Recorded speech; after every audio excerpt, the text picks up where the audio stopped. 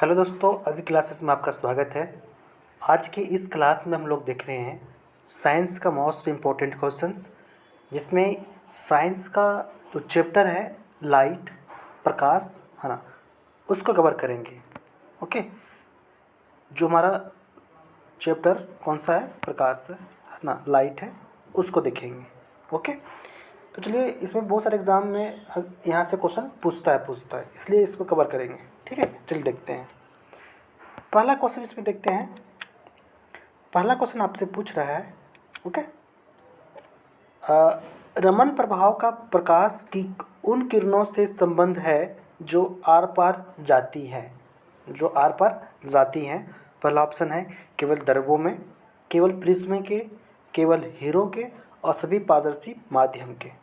ठीक है, तो देखिए दोस्तों, इसका करेक्ट आपका आंसर क्या हो जाएगा। इसका आपका आंसर होगा सभी पारदर्शी माध्यमों में, सभी पारदर्शी माध्यमों में होगा। ओके, तो इसलिए इसका आंसर क्या हो जाएगा, डी हो जाएगा, सभी पारदर्शी माध्यमों में होगी। ओके, नेक्स्ट क्वेश्चन है, प्रकाश सजावट तथा विज्ञापन के लिए विसर्जन नलिकाओं में प्रयुक्त होने वाली गैस है carbon dioxide, ammonia, sulphur dioxide, neon. Okay, तो इसमें आपका क्या हो जाएगा, नियॉन हो जाएगा। अक्सर में यहाँ से एग्जाम में पूछा जाता है, इसका आंसर क्या हो जाएगा, नियॉन हो जाएगा, आंसर डी होगा। ओके, आगे बढ़ते हैं क्वेश्चन नंबर, नेक्स्ट है क्वेश्चन नंबर 4 है। ओके, नेक्स्ट बढ़ते हैं क्वेश्चन नंबर 4 बढ़ते हैं। तो नेक्स्ट है क्वेश्चन नंबर 4। ध्वनि के पुनर्उत्पादन के लिए एक सीडी प्लेयर में प्रयुक्त होता है, okay, quartz crystal, titanium needle, laser beam, barium, Titanic, ceramic. Okay, तो इसमें क्या यूज़ होता है, इसमें यूज़ होता है आपका लेज़र बीम होता है। ओके, लेज़र बीम का यूज़ होता है, तो इसलिए आपका आंसर क्या हो जाएगा, आपका आंसर सी हो जाएगा, लेज़र बीम।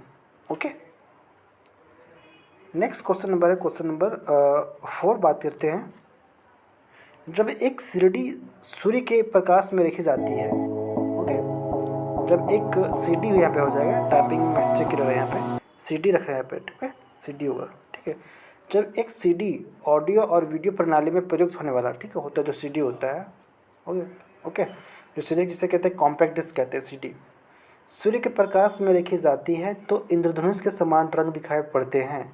इसका व्याख्या की जा सकती है, ठीक है, क्यों होती है। ओके, देखिए दोस्तों, इसमें क्या होता है, परावर्तन और विवर्तन की परिघटना के आधार पे होती है। ठीक है, परावर्तन और विवर्तन की घटना के परिणाम क्या होती है, इसलिए इसका आंसर क्या हो जाएगा, ए हो जाएगा। ओके, नेक्स्ट क्वेश्चन है क्वेश्चन नंबर 5 है, प्रकाश तंतु, प्रकाश तंतु जिसे कहते हैं ऑप्टिकल फाइबर, ठीक है, जिस सिद्धांत पर कार्य करता है वो बताना आपको। ठीक है, तो ऑप्टिकल फाइबर है, किस सिद्धांत पे कार्य करता है। ओके, पूर्ण आंतरिक परावर्तन, अपवर्तन, प्रकीर्णन और व्यतिकरण। ओके, तो किस पे काम करता है, पूर्ण आंतरिक परावर्तन पे काम करता है। ओके, पूर्ण आंतरिक परावर्तन पे काम करता है, इसका आंसर आपका ए हो जाएगा।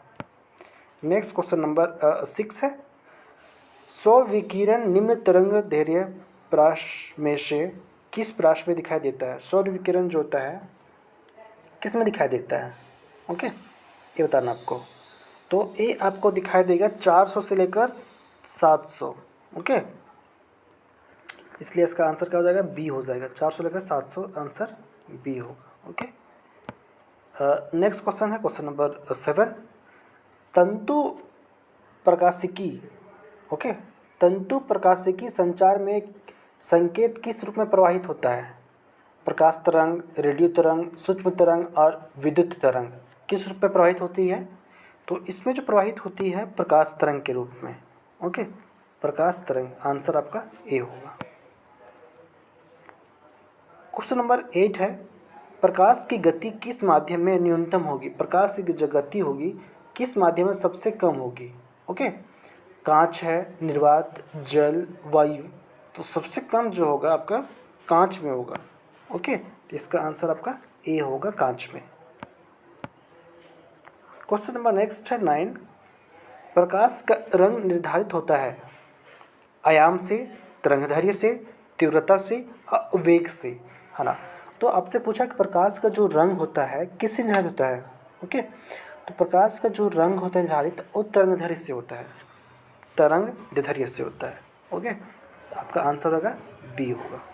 ओके, नेक्स्ट क्वेश्चन है मृग मरीचिका का कारण है क्या। मृग मरीचिका का कारण क्या होता है इसका बताना है। प्रकाश का व्यतिकरण, प्रकाश का विवर्तन, प्रकाश का ध्रुवन, प्रकाश का पूर्ण आंतरिक प्रवर्तन। ओके, तो देखिए दोस्तों, इसका प्रकाश का पूर्ण आंतरिक प्रवर्तन होगा। इसका आंसर क्या हो जाएगा, आंसर डी हो जाएगा, प्रकाश का पूर्ण आंतरिक प्रवर्तन। ओके, अब देखिए इसमें हो गया। अब नेक्स्ट क्वेश्चन आगे बढ़ते हैं।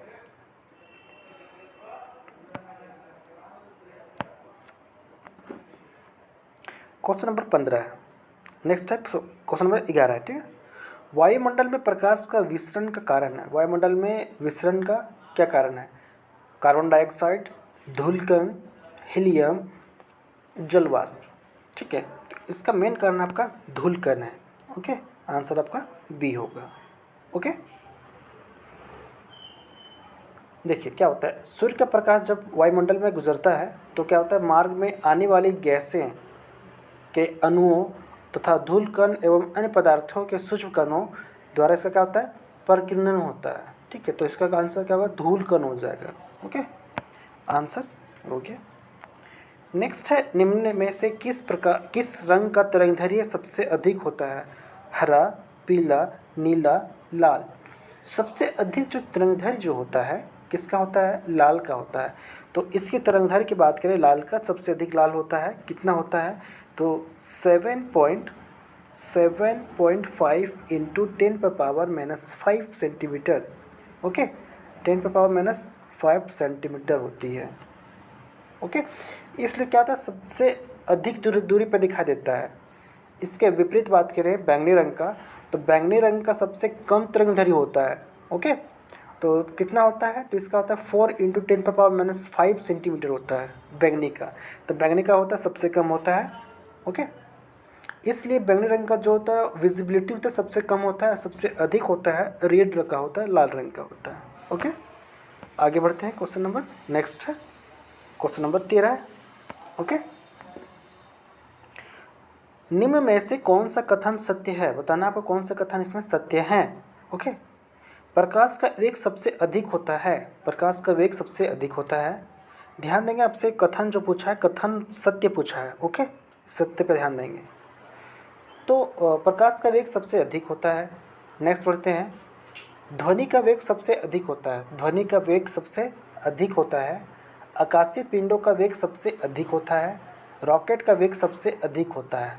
ठीक है, तो आपसे पूछा सबसे कथन आपको सत्य बताना है। ओके, तो इसमें कथन की बात करें तो ध्वनि का वेग सबसे अधिक होता है, गलत है। आकाशीय पिंडों का वेग सबसे अधिक होता है, ये भी गलत है। रॉकेट का सबसे अधिक होता है, सबसे गलत है। ठीक है, तो इसमें क्या है, इसका आंसर है कि प्रकाश का वेग सबसे अधिक होता है। ओके, तो प्रकाश की बात करें तो निर्वात में होता है 3 इंटू 10⁸ मीटर प्रति सेकेंड होता है। ठीक है, जबकि ध्वनि की बात करें तो 332 मीटर प्रति सेकेंड होता है ना। इसलिए प्रकाश का जो होता है, प्रकाश का जो वेग होता है वो ध्वनि से अधिक होता है। इसलिए इसका आपका आंसर क्या हो जाएगा, आंसर ए हो जाएगा। ओके, नेक्स्ट क्वेश्चन नंबर आगे बढ़ते हैं। Question number 14। क्वेश्चन नंबर 14 बोल रहा है कि प्रकाश विकिरणों की प्रकृति होती है तरंग के रूप के समान। ठीक है, तरंग के समान, कण के समान, तरंग एवं कण के दोनों के समान। ओके, और नेक्स्ट है आपका अंशतः तरंग और अंशतः कण के समान। ओके, देखिए तो इसका क्या आंसर हो जाएगा, इसमें आंसर डी होगा, अंशतः होगा। अंशतः, अशांत नहीं हुआ है, अंशतः होगा। ओके, अंशतः, अंशतः तरंग एवं अंशतः कण, अशांत नहीं होगा, असंतः होगा। ओके, अंशतः, अंशतः। ओके, ओके, फिर नेक्स्ट क्वेश्चन बढ़ते हैं। क्वेश्चन नंबर 15 15 नंबर पढ़ते हैं। ओके, निम्नलिखित ऊर्जा रूपांतरण में से कौन सी प्रकाश संश्लेषण की प्रक्रिया द्वारा संपादित होती है? तो आपको बता दूं, इसमें जो प्रकाश संश्लेषण प्रक्रिया द्वारा संपादित होती है आपका कौन सा है? प्रकाश ऊर्जा से रासायनिक ऊर्जा। ओके, तो प्रकाश ऊर्जा से रासायनिक ऊर्जा जो होता है आपका प्रकाश संश्लेषण के द्वारा होता है, इसलिए आपका आंसर क्या हो जाएगा? ए हो जाएगा। ओके, नेक्स्ट क्वेश्चन है क्वेश्चन नंबर 16, 16 नंबर है। एक तरासा हुआ हीरा चमकीला दिखाई देता है, ठीक है, क्यों दिखाई देता है आपको बताना है। तो इसमें क्यों दिखाई देता है? पहला ऑप्शन है इसकी आणविक संरचना के कारण, प्रकाश के अवशोषण के कारण, पूर्ण आंतरिक परावर्तन के कारण, कुछ अन्य निहित गुणों के कारण। ओके, तो इसमें क्या होगा? पूर्ण आंतरिक परावर्तन के कारण। ओके, पूर्ण आंतरिक परावर्तन के कारण होगा, इसलिए इसका आंसर क्या बताएंगे? सी होगा इसका आंसर। ओके, नेक्स्ट आगे बढ़ते हैं, क्वेश्चन नंबर 17 पढ़ते हैं। ओके, क्वेश्चन नंबर 17 बता रहा है कि पूर्ण सूर्य ग्रहण के समय सूर्य को नंगी आंखों से देखने पर आंखों को अत्यधिक क्षति पहुंचती है, क्यों? तापमान के कारण, पराबैंगनी विकिरण के कारण, अवरक्त प्रकाश के कारण, इंद्रधनुषीय प्रकाश के कारण। ओके, तो इसमें आपका देखिए आंसर जो होना चाहिए क्या होगा आपका? अवरक्त प्रकाश के कारण, अवरक्त प्रकाश के कारण होगा। ओके, आंसर आपका सी हो। नेक्स्ट क्वेश्चन नंबर 18 है। जब दो समांतर समतल दर्पण के बीच कोई वस्तु रख दी जाती है तो बनने वाले प्रतिबिंब की संख्या कितनी होती है? संख्या इसमें कितनी होती है? ओके, 2, 1, 6, अनंत। तो इसमें कितनी हो जाएगी? अनंत होगी।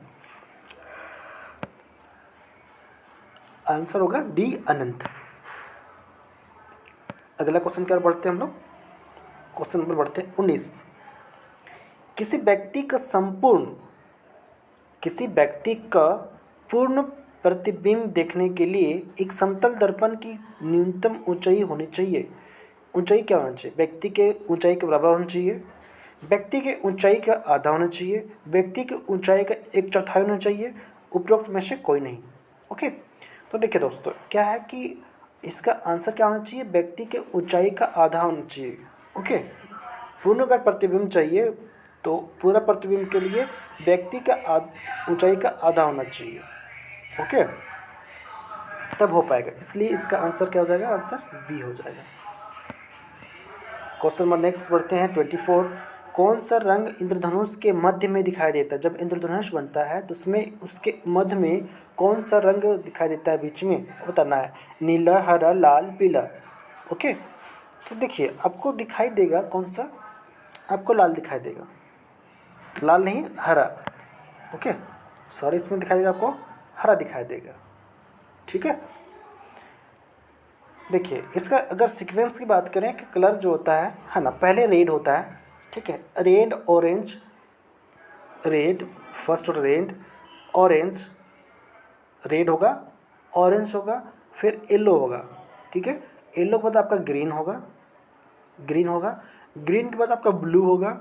ओके, ब्लू होगा, उसके बाद नेक्स्ट आपका होगा इंडिगो, इंडिगो के बाद आपका होगा वायलेट होगा।